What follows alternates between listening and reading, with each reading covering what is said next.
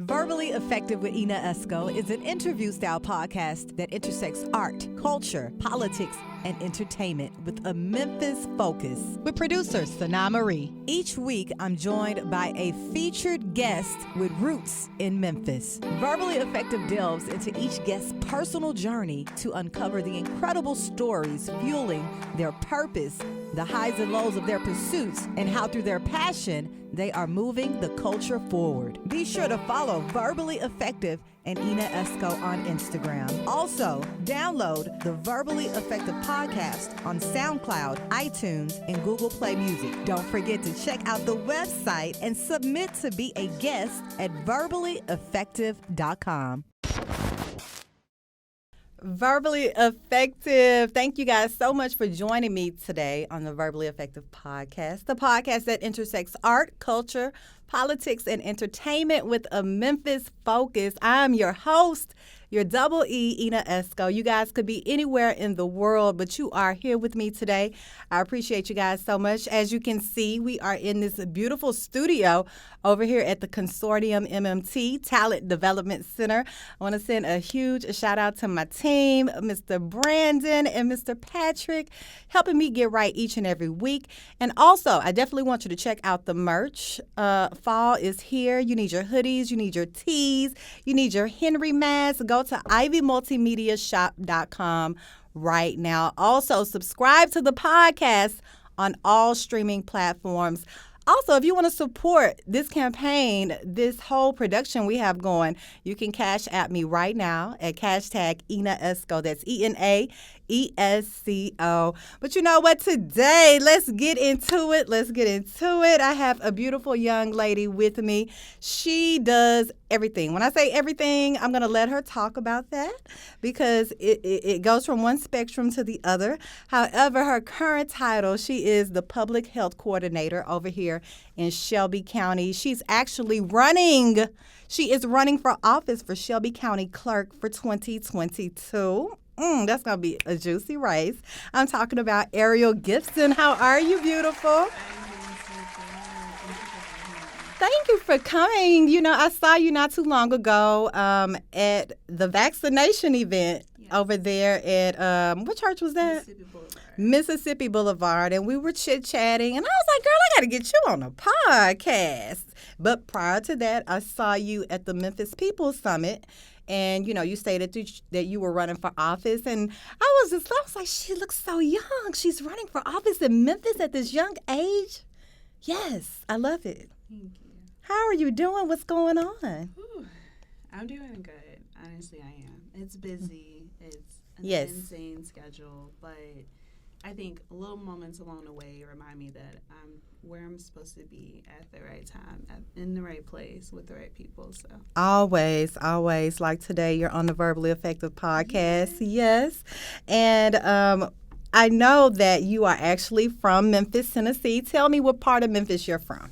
I'm from Cordova by ways of Westwood. So I started off in Westwood. Oh, okay. For the first half of my life, and then we ventured out into Cordova, and that's where I've been. Okay, I want to get into Westwood first. Tell me about growing up in Westwood, because I know those were more of your formative years. How was that? It was beautiful. Like, I didn't realize, a lot of people nowadays say, oh, it's impoverished, oh, there's food deserts.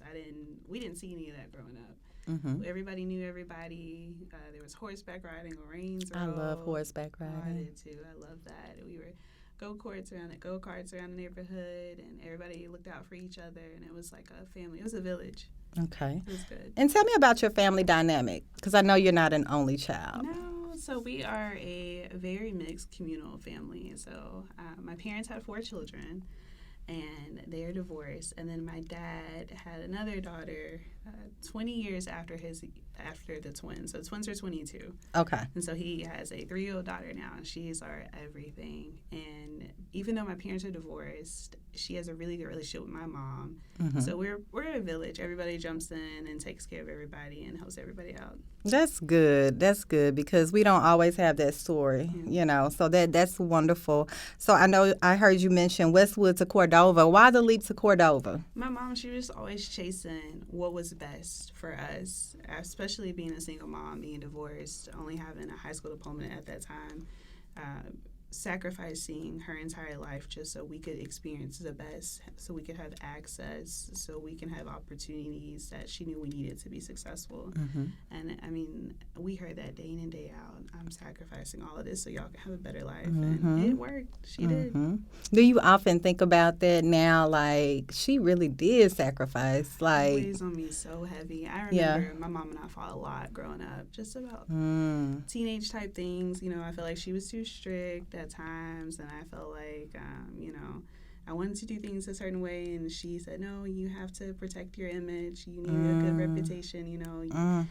You have to wear things, you know, that are better for you. And so I was like, whatever. You know how teenagers are. Right. I remember my first semester, I had such a wake-up call when I realized what I had compared to what my peers had been experiencing.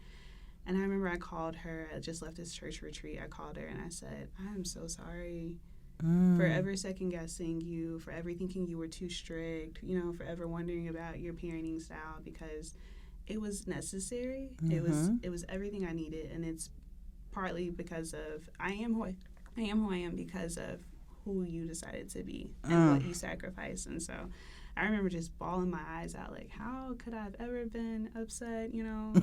Couldn't go to parties, you know, had to make straight A's. I remember I made a C once on a progress report. It wasn't even the report card. It was over. And I went to dance practice. She marched in there in front of everybody, in front of the captains, the coaches, and yanked me out of the practice. For that C? It was like, C's are not acceptable. Look, I'm with Mama, because that's me in my household with mine. C's are not acceptable. Yeah, no, I loved it, though. And yes. She's incredible. Wow. Okay, so did you go to Cordova High School? So I started off at St. Benedict. Okay, St. Benedict. Yeah. How was St. Benedict? It was good.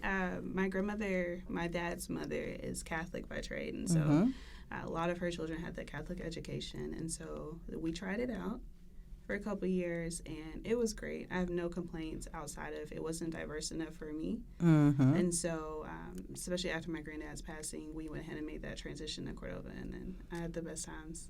So, like, the transition from Benedict to Cordova, were you culture shocked, like, whoa? I wasn't, but everybody treated me like, you know, I was. Right. It took me a minute to earn a lot of respect from a lot of different people, you know. Oh.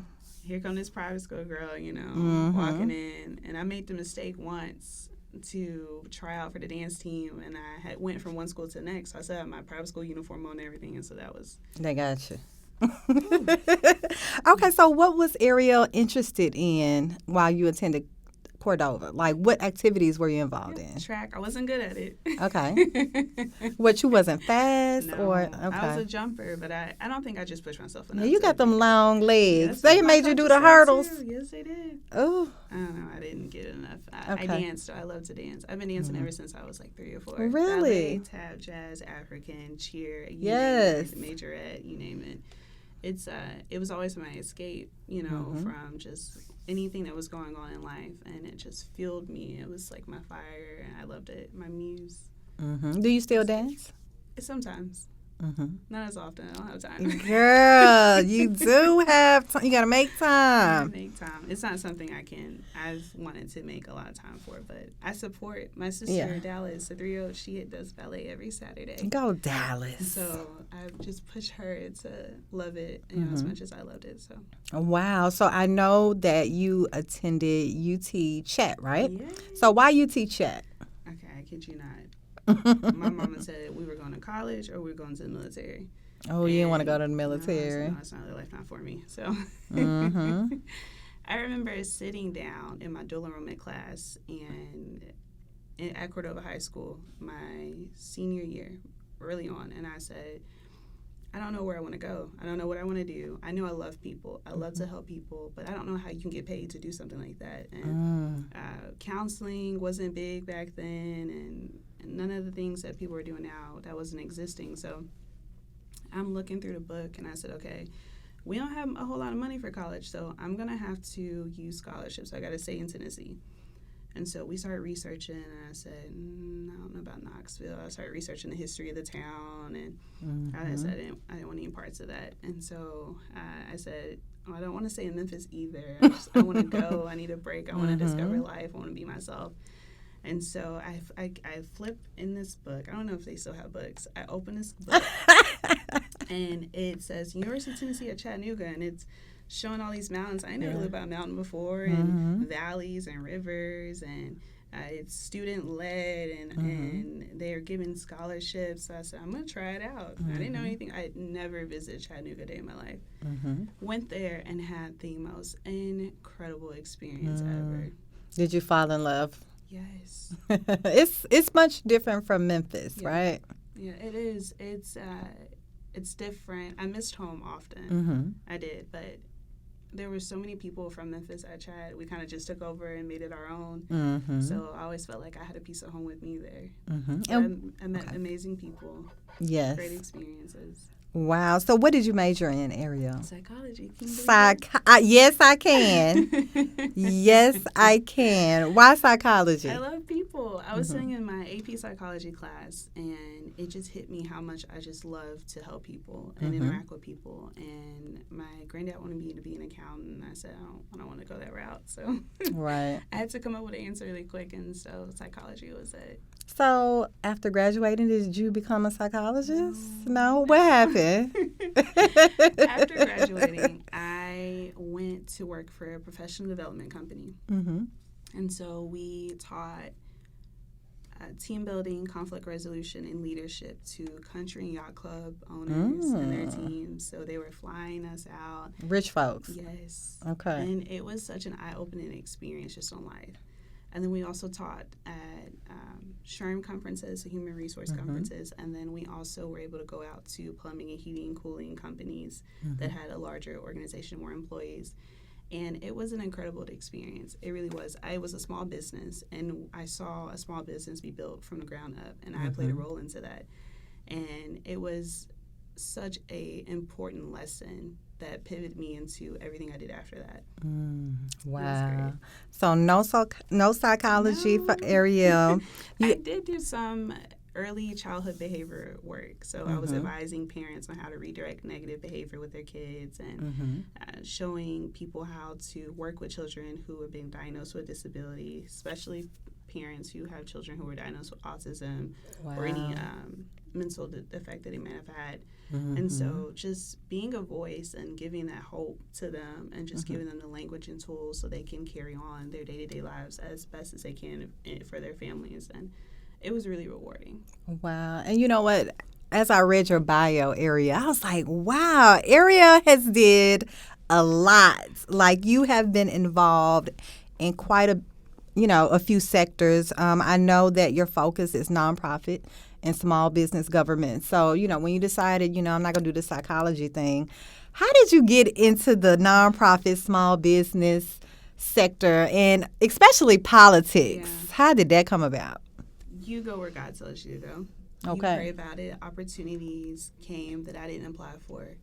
And people met me and said, "You'd be great. Have you ever thought about this industry or thought about this job?" And I took everything to God. And every single time, it was great experience because God led me there. And I came back to Memphis. My grandmother got sick in 2018, and me and my grandmother were like this. That's my girl right there. That's my best friend. And she got sick, and then I remember one January day, I was on the phone with her, and she didn't sound good at all. She sounded she was close to the end, and I just said, no, this isn't right. And I was in between careers at that time, trying to figure out what I wanted to do next. And then that next day, I got a call from my mom, and she said, I'm going to run for office. And I was like, are you serious? Your mom said that. Mom, yeah. Okay, what was she running for? A circuit court clerk. Okay, Mom. She said, Arriell, she said, I have reached the top of where I can go, and there's no other way up but to run for office. And so she had been working in Shelby County government for, I think, 19, 20 years. That's a long 22 time. years, 23 years, something like that at that point. I remember being little, like running up and down the judges' chambers, because sometimes, she didn't have childcare, so we were up there with her. And so we grew up involved in Shelby County government. She kind of planted that seed early on. And she said, I'm running for office. And I said, okay, I'm just going to move back to Memphis. And so I came back, and my grandmother is doing amazing right now. Like, praise God. Like, amen. She's doing so good. She is the life of the party. She's sassy, though. Yeah, I like sassy grandmas. She's sassy now. Wow. Okay, Arriell. My Now, mom won her election. did she? Yeah. Oh, wow. Yeah. I know that was like a huge accomplishment to kind of hear you talk about, you growing up and how she was with you all growing up, and wow, amazing. So you following in your mom's footsteps. Yes, she laid out the groundwork. She never takes no for an answer. And so we grew up not taking no for an answer. And so many people said, oh, I mean, you're pretty, but you're not going to be good at this. Or, oh, you look nice, but you're not really smart. I mean, you can't pull this off. And then when we made it past the primary, they said, oh, you're not going to beat this guy, Like, you did good for a first time, but, maybe again, like, no one wins their first time countywide. We heard so many no's, so many negative things, and I looked at her every single time, and I said, no, God told you to run. Stop listening to them. God told you to run. We're going to do this, you and I, Awesome. And we did it. You know what? And that makes me think about so often we get a no, right? And we just kind of, it all depends on how you react to a no. Yeah. A no to me is probably a delayed yes, because I'm going to come around that no and follow up on the no. How do you react to no? Same way. I'm like, God, was this like a for real no, or like were they testing me? Because I'll keep going until we get it, right? Okay. No, I always look at a no being not right now. Not no forever. Only God has the last answer. You're not God. You can't tell me no forever. And so it might be no to you. It might be I need to do this with somebody else, or I need to do this in a different way, or I might need to go bigger than I thought I was going to go. Okay, go bigger. Sometimes you have to go bigger. Sometimes we sell ourselves too short. And so no is just not right now. You know what I'm hearing, Arriell? I'm hearing a solid foundation with God with you. Tell me about your spirituality. I tell people, you see me and you read my bio and you see all the great things I do. And I tell you, none of it's possible if I didn't have God. Yes. And if I have one last breath and they say, what do you want to say left? And I say, God was good to me. And that'll be it. But it's so true. And sometimes I get choked up and sometimes I start to cry because I just think about like how good he has been, So yes. That's all I want to say about it. Okay. I got you. Now, I know you're a busy lady. I just want you to kind of run down to the verbally effective audience what a typical day for Arriell looks like. Because I know you busy. It's a wake-up call from my grandma and tell me, hey, baby, you seen this on the news? And they saying this now. And I'm half asleep, half up. And then I'm like, yeah, Grandma. So I'm talking to her first thing in the morning. I'm up, I'm in meetings, calls, putting out fires, organizing things from my job as a public health coordinator. So one of my main functions is preventing gun violence and finding ways that we can prevent violence, which is a hot topic everywhere. But it's a lot of work that you have to do with trust in the community. And I think a lot of people get that wrong. They think they can throw money at the problem. But you have to first hear people's stories and hear their narratives and know what they're dealing with day in and day out. That's time consuming, though. And so a lot of that is being able to build those relationships and build that trust and being authentic and genuine with people and being vulnerable and them being vulnerable back with us.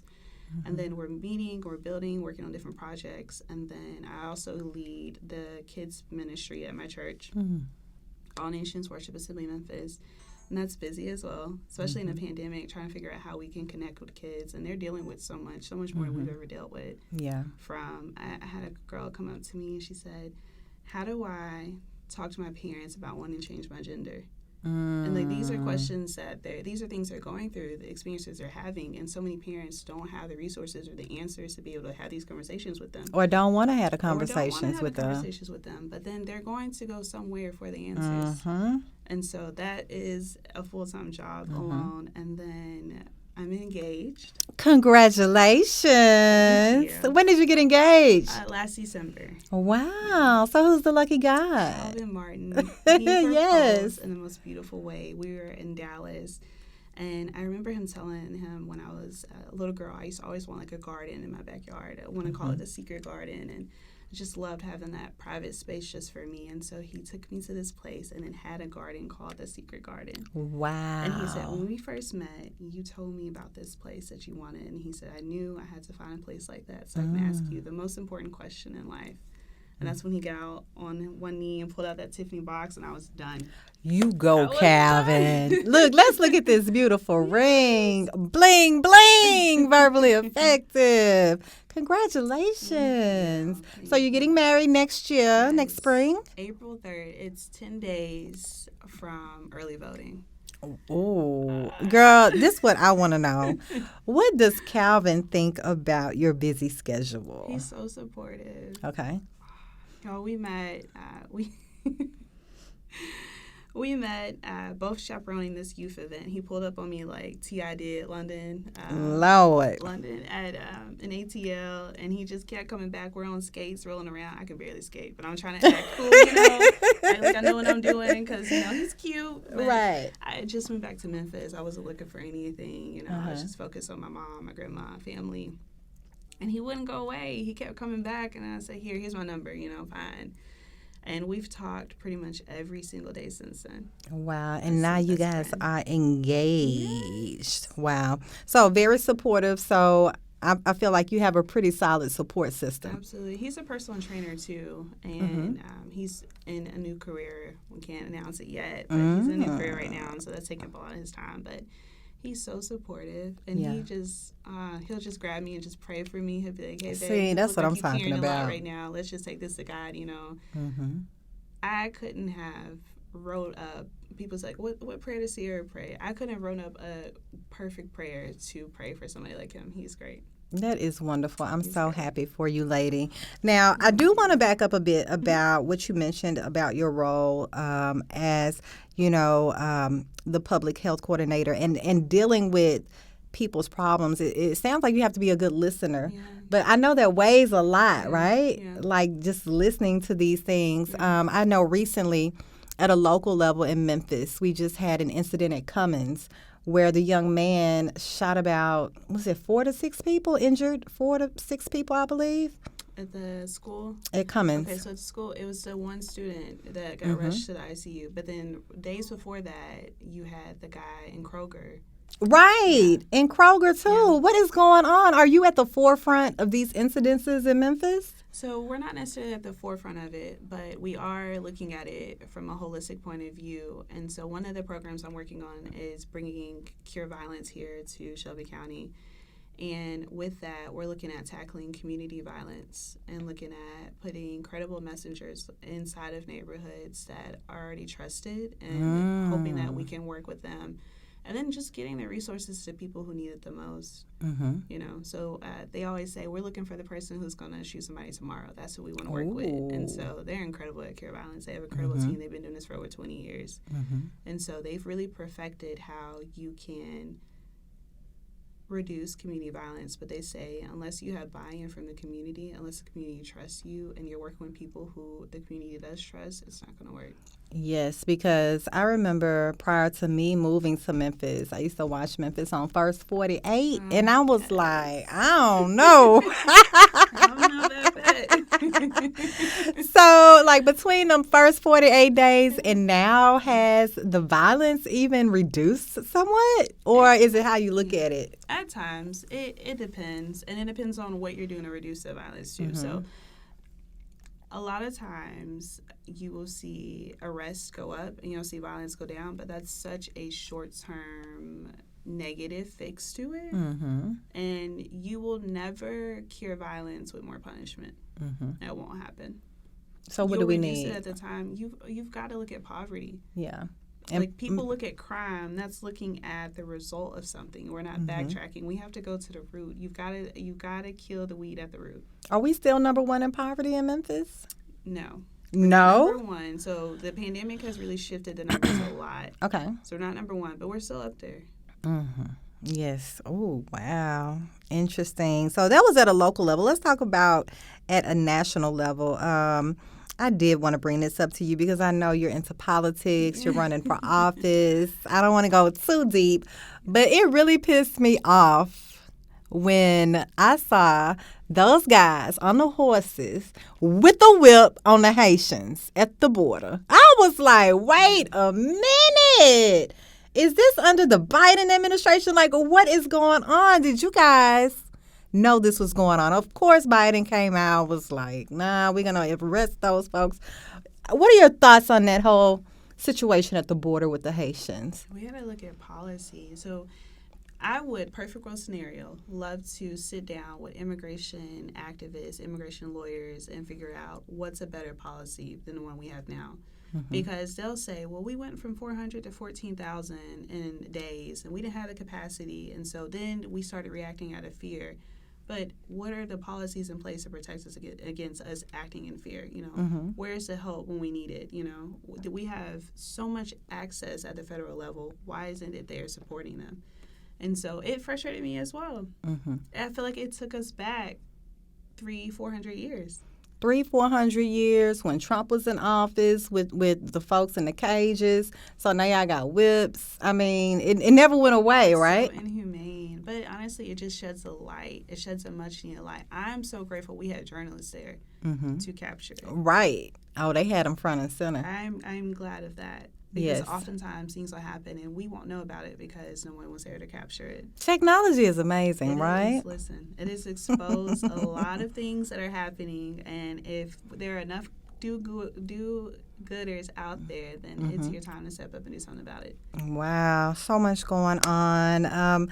I know that you are running for office. Tell everyone on the Verbally Effective podcast, why do you want to run for Shelby County Clerk? Yeah, so I think I've always been destined to run for office, but one of the first jobs I had when I came back to Memphis, I was in the Shelby County Clerk's office. I was appointed, and so we got in there and we noticed a number of issues, a number of problems, and I started working very fastly to create solutions for these things, and I started recommending things that got shot down, and they wanted to focus on something different, and so I said, okay. And so when I left, I noticed that things had gotten worse and that more and more problems were coming up because the focus wasn't on the people. It wasn't on doing their job. It was on fighting with other politicians instead. And people paid tax dollars for these operations to be effective and accessible to them and accessible to us. I started to notice more and more complaints about how people have to take off work just to go get their tags renewed, and how the lines are so long and they're so backed up, and that there's no parking, they're not accessible, and that they're not being able to get through on the phones, and that just the complaints kept going up and up. And I said, okay, A, I've been inside. I know what it could take to really do this right. And then B, if you're not going to do it, move aside and let somebody else do it. Okay. And it's not anything to anybody. It's just that we have to be effective when we're in positions of leadership. And if we're not effective and we're not doing the work that needs to be done, then we need to step aside. It's so simple to me. Yeah. And so I'm running to do the work that needs to be done. So you Arriell, you feel like you can make this operation more efficient and get this team together. Yes, get the team together. You do nothing alone. Wow. Listen, you need a team. You know what? So, we've seen quite a few, I guess, younger people getting into office in Memphis as of late. I do see a lot of them discouraged, don't even want to participate anymore. Have you had, how has your experience been running as, what is your gen? Are you Gen Z? Millennial. You're a millennial. Oh, I should have knew that. You're a millennial. I want to call everybody Gen Z. I'm a millennial. So I went to a really respected woman, and I said, hey, I'm running for office. I told her my name, and she said, I've heard about you. And she said, well, what's it, baby? She said, why don't you run for a school board or something? Why don't you do city council? And I smiled at her really politely, and I said, well, that would be nice if that was something I was interested in, but that's not what I'm interested in. Right, thanks, but no thanks. Right, and she said, well, just countywide, it's just that's really hard, And so I looked at her and I said, with all due respect, you all tell young girls that they could be anything they want to be, especially black girls, that the sky's the limit, that you don't ever have to settle. And then with the same breath, you stand before me and say, settle. It's not your time yet. and I said, it is my time. And so I have to be very firm, and I have to remind myself daily why I'm doing what I'm doing and who is telling me to do it. And if it's not God telling me to back down, then I'm not backing down. Girl, don't do it. Look, keep going. If this is what you want to do, I wish you nothing but the best, Arriell. I think you're going to get it. I've had a lot of support. Honestly, I have. Yeah. I've had moments like I just described, but I've had a lot of support. And sometimes I tell my campaign team, I just start crying, and they're like, are you okay? And I said, it's just that y'all believe in it. And they're like, Arriell, of course we believe in it, you know, but it's so different putting yourself out there like that. Yeah. You know, it's especially a bold in the spotlight. thing to do.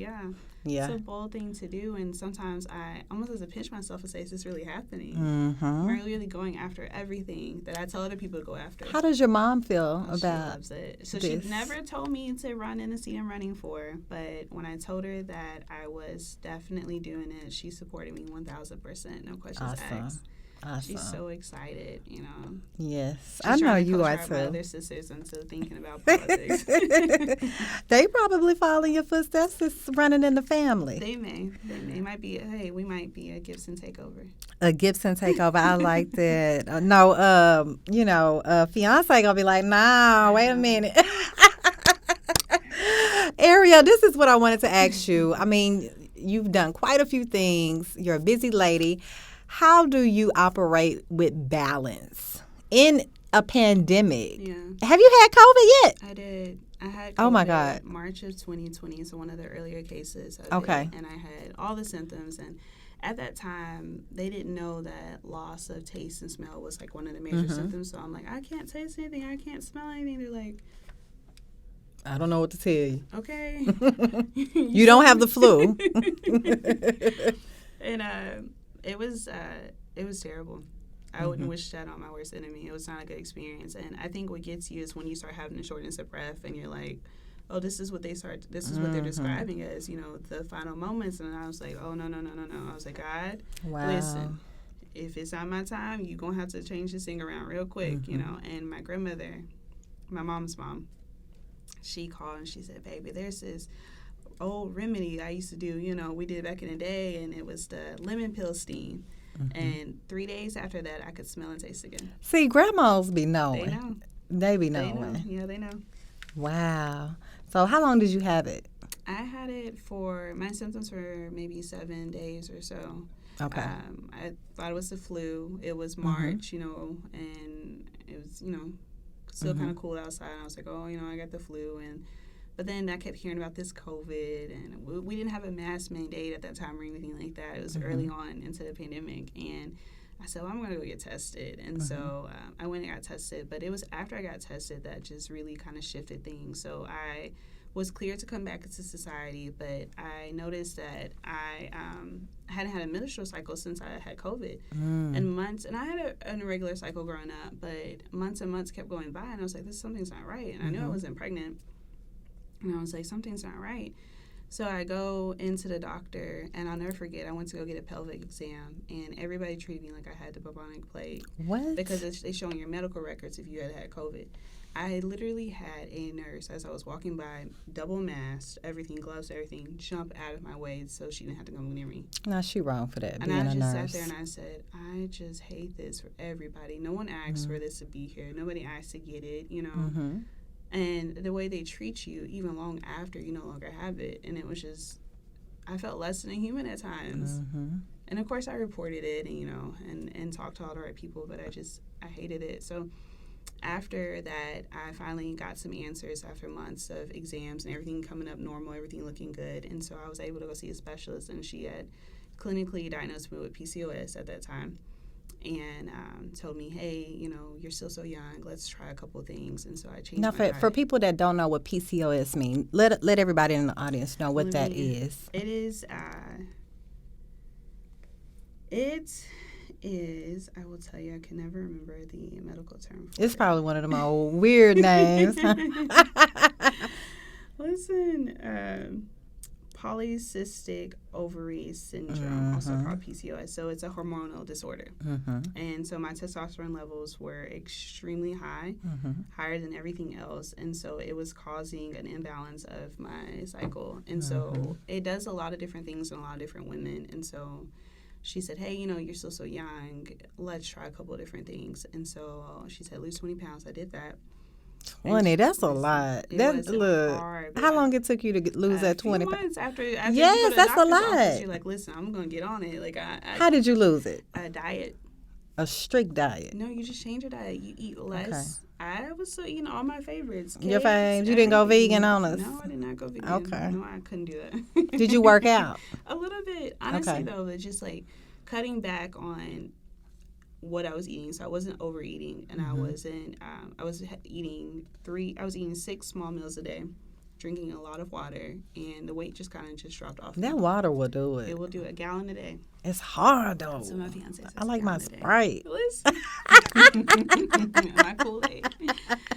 Yeah, so I did that, and everything is okay right now. Everything's back together. Yeah, that's awesome. So you back out here in these COVID streets. How are you handling balance right now? We're running for office. We're being a public health coordinator. We're having a sisterhood of friends, a fiance. How are you balancing? It's hard. Yeah. I'm not going to lie. I don't have this perfect calculation of how do you stay balanced and still show up fully for yourself and still follow your dreams and not put yourself behind all the things that you love and the people you love. What I will say is that I have weekly reflections where I just zone everything out. I block a part of my calendar. It's usually on Sunday. And I had a very honest conversation with myself just about how my week has been, how I'm feeling, how I'm doing. Have I been showing up for myself? Have I been authentic and genuine, And sometimes I have to shift. Yeah. And shift is okay. And change is okay. And sometimes I have to call my team and say, hey, we're going to have to cancel some things. I need some time. Yeah. And so I try to do that weekly.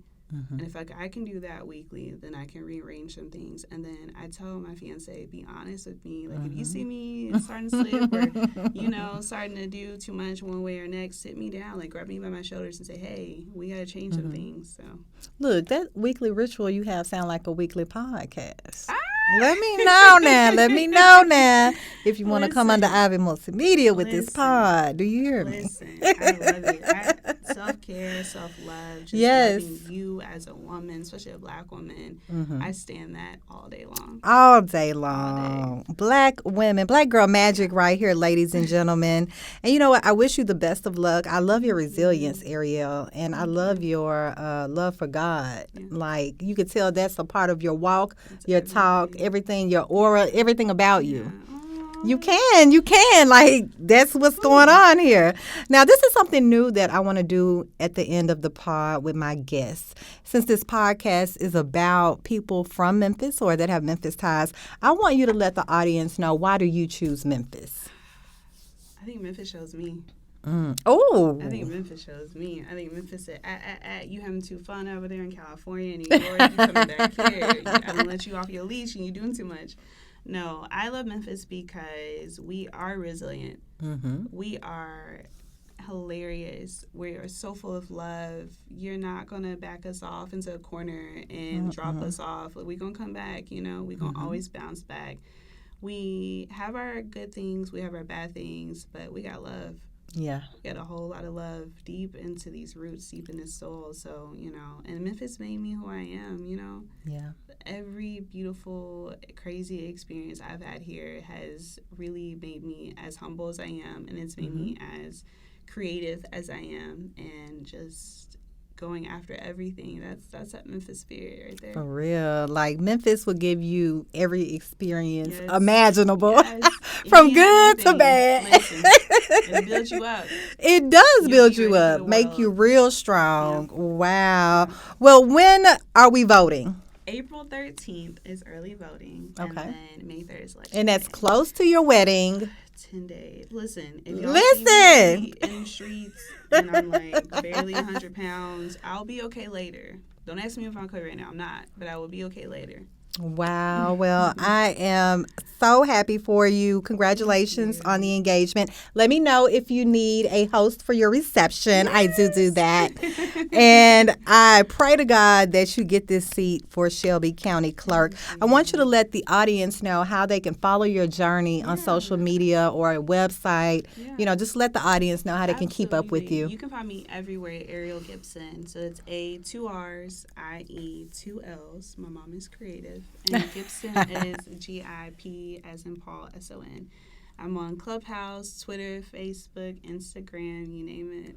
That's right. Well, thank you so much, Arriell. I enjoyed you today. I learned so much about you, and I'm feeling that spirit over here today. I have to confess, I was so nervous coming on. Why? Because you were just so incredible, and you just are like, thank you. Such a bubbly person, and you're just so nice. When I met you, I was just like, wow, she's so dope. Like, people say a lot of good things about you. They build you up, but like in person, you are everything. Thank you. I appreciate I was that. Like, I'm so nervous. I don't know. See, we broke that ice early. We got that ice out the way, and you know what? I'm so happy for you because you got a lot going on, and we kind of talked about this a bit. You going after everything you want, you can do that. Yeah. Everything you want, you can go for it and get it too. Every time I talk to kids, I tell them, you define your path to success. Yes, you do. Not your circumstances. Nobody else. You define it. So you make it work. Yes, and you are a perfect example, Arriell. So y'all go vote for this beautiful young lady when it is time to vote Memphis and get her in the Shelby County Clerk seat. We need some new blood in there to make these operations efficient. Yes. Well, thank you so much, Arriell Gipson, for joining me today on the Verbally Effective Podcast. I have thoroughly enjoyed you. Thank you all for listening to yet another episode. We had a good time today, and I definitely want you to subscribe to the podcast. I want you to look at the YouTube channel, and I want you to comment. I want you to like. I want you to share. I want you to send me $20 on Cash App. That's hashtag Ina Esco, ENAESCO. Show my seat right now. Okay. Oh my God. Look, I'm about to get a Cash App. I love it. Hey guys, I will see you all next week for another episode of the Verbally Effective Podcast.